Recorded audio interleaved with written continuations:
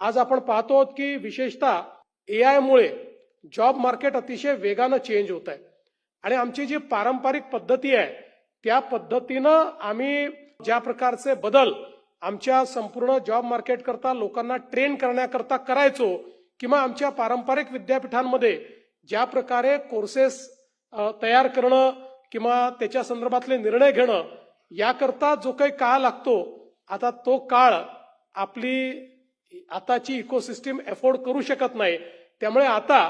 आमच्या विद्यापीठांना अतिशय फ्लेक्झिबल व्हावं लागेल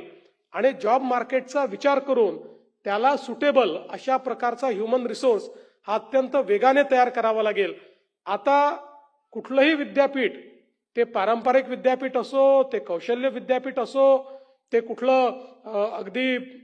एखाद्या गोष्टीला डेडिकेटेड विद्यापीठ असो, कुठलंच विद्यापीठ हे जॉब मार्केटपेक्षा वेगळं राहू शकत नाही, ते सायलोमध्ये काम करू शकत नाही। आता इंडस्ट्री सोबत, बिझनेस सोबत, कॉमर्स सोबत विद्यापीठांना काम करावं लागेल आणि अगदी डे टू डे बेसिसवर जॉब मार्केट जे बदलत आहे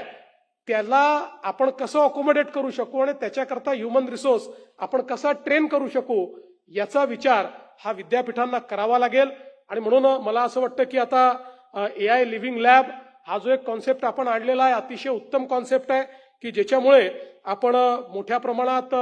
रिअल वर्ल्ड मधले जे प्रॉब्लेम्स आहेत ते सॉल्व्ह करण्याकरता हँड्स ऑन ट्रेनिंग हे आपल्या विद्यार्थ्यांना देण्याचा प्रयत्न करतो आणि वेगवेगळ्या प्रकारचे जे कोलॅबरेशन्स आपण केलेले आहेत त्यामुळे मला विश्वास आहे की आता ज्या काही नवीन टेक्नॉलॉजीज येत आहेत विशेषतः फ्रंटियर टेक्नॉलॉजीज असतील, वेगवेगळ्या प्रकारे एआय मुळे